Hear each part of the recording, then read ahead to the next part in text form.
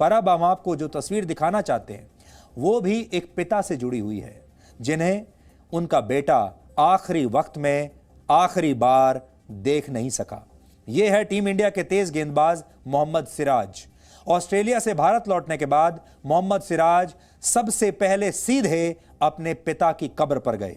इस तस्वीर में जो दर्द छिपा हुआ है वो आज आप सबको समझना चाहिए, महसूस करना चाहिए। सिराज जब ऑस्ट्रेलिया में थे तब उनके पिता की यहां मौत हो गई थी, लेकिन सिराज उस वक्त अपने देश वापस नहीं लौटे, क्योंकि लंबी तपस्या के बाद अपने देश के लिए खेलने का मौका मिला था। दृढ़ निश्चय के साथ उन्होंने टेस्ट सीरीज में अपना डेब्यू किया और भारत की ओर से सबसे ज्यादा विकेट लेने वाले बॉलर बन गए। सिराज ने अपने पिता का सपना तो पूरा कर दिया, लेकिन उनके पिता यह देखने के लिए इस दुनिया में जिंदा नहीं बचे।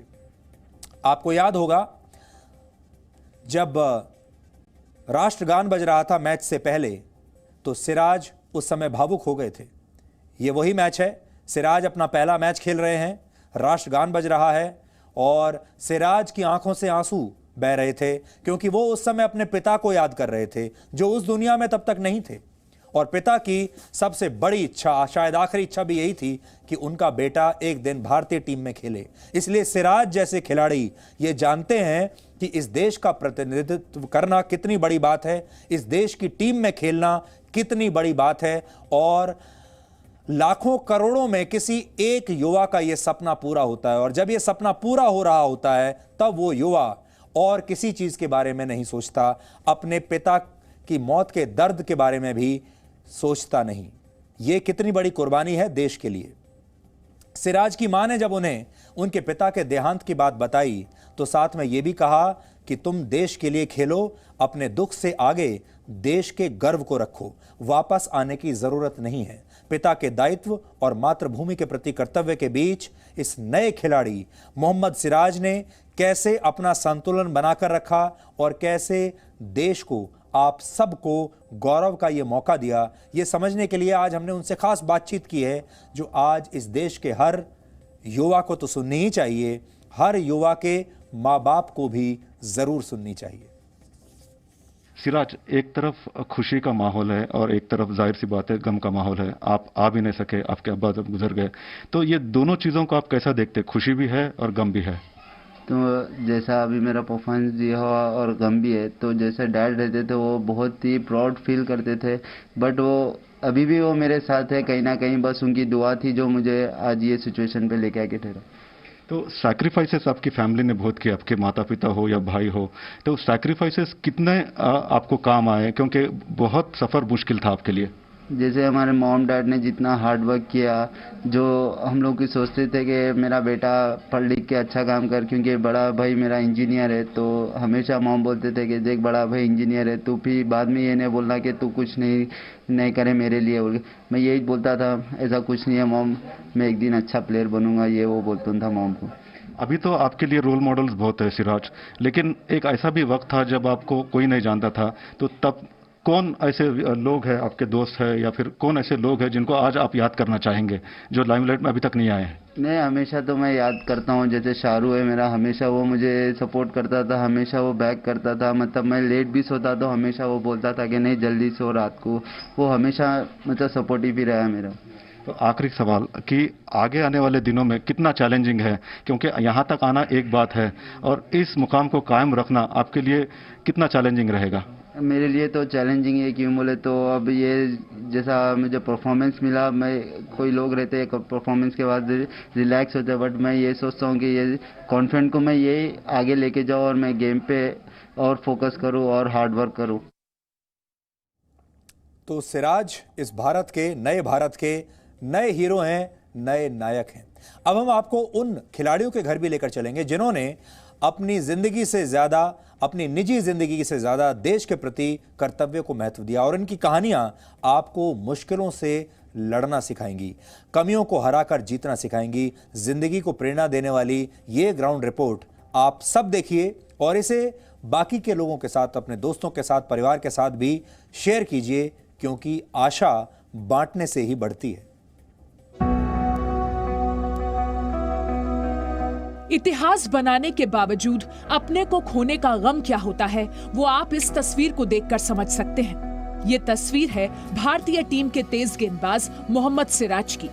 ऑस्ट्रेलिया से टेस्ट सीरीज जीतने के बाद देश लौटे सिराज हैदराबाद एयरपोर्ट से सीधा अपने पिता की कब्र पर गए, फूल चढ़ाए और नम आंखों से उन्हें याद किया। अभी भी वो मेरे साथ है कहीं ना कहीं, बस उनकी दुआ थी जो मुझे आज ये सिचुएशन पे लेके आके थे। एक साधारण से परिवार से आने वाले मोहम्मद सिराज के संघर्ष की कहानी भी आज आपको जरूर जाननी चाहिए। सिराज के पिता Mohammed Ghouse auto rickshaw driver थे। जब तक सिराज को फर्स्ट क्लास क्रिकेट खेलने का मौका नहीं मिला था, तब तक उनके परिवार की आर्थिक स्थिति अच्छी नहीं थी।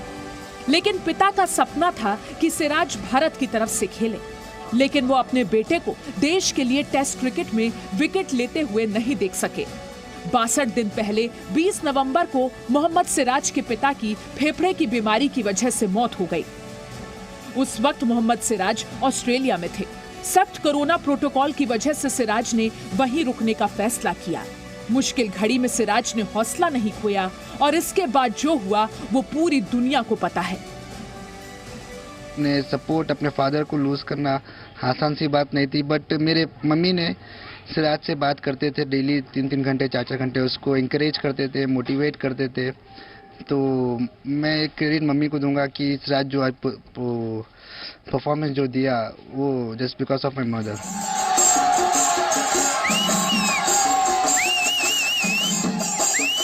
ये तस्वीरें बताने के लिए काफी हैं कि टीम इंडिया की ऑस्ट्रेलिया में मिली जीत कितनी बड़ी है। टेस्ट सीरीज जीतकर अपने घर लौटे टी नटराजन के स्वागत में पूरा गांव खड़ा था। टी नटराजन तमिलनाडु के सेलम जिले के रहने वाले हैं। इनकी मां परिवार चलाने के लिए चाय की दुकान पर बैठती है, पिता मजदूरी करते हैं। कुछ साल पहले इनके पास प्रैक्टिस करने के लिए लेदर बॉल तक नहीं थी और उन्होंने टेनिस बॉल से क्रिकेट खेलना शुरू किया।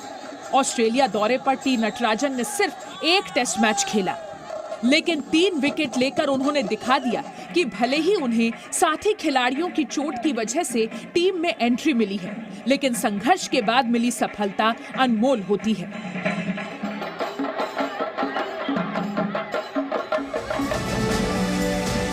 मेहनत से कामयाबी हासिल की जा सकती है, भले ही कितनी मुश्किलें आए, हिम्मत नहीं हारनी चाहिए। वॉशिंगटन सुंदर की भी कहानी ऐसी ही है। 4 वर्ष में उनके पिता को पता चला कि सुंदर सिर्फ एक कान से ही सुन सकते हैं, लेकिन क्रिकेट के लिए उनके जुनून में कभी कमी नहीं आई।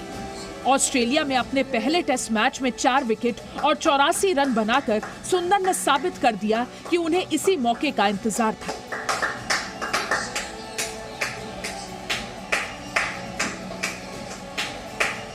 As a youngster, to make a debut at such a big stage itself is a very big challenge, but I think he held it really well, and as a debutant he was able to go out and perform so beautifully. I think the amount of hard work that is put in over the years has really paid off for him. Team India के allrounder Shardul Thakur की कहानी भी उन लोगों के लिए प्रेरणा है जिनका सपना भारत की तरफ से क्रिकेट खेलना है।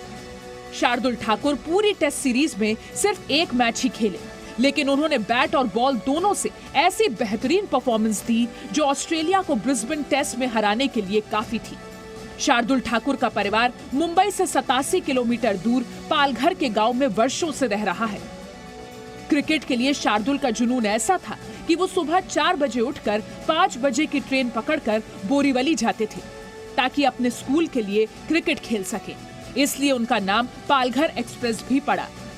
हर दिन 3 घंटे ट्रेन में सफर करने की वजह से वो बचपन से ही मानसिक रूप से मजबूत हो गए। मैं खुद उसके चाचा दोनों 30-30, 32-32 साल हम लोकल टूर्नामेंट में खेलते रहे सीजन बॉल पे, तो हम लोग को थोड़ा बहुत तो समझता था। मैं समझा इसमें टैलेंट है ना, हम लोग उसको पुश किया, जाओ खेलो। भारत के तेज गेंदबाज नवदीप सैनी का देश के लिए टेस्ट खेलना सपने के पूरे होने जैसा है। सीनियर खिलाड़ियों की चोट ने इन्हें भी टेस्ट क्रिकेट में डेब्यू का मौका दिया।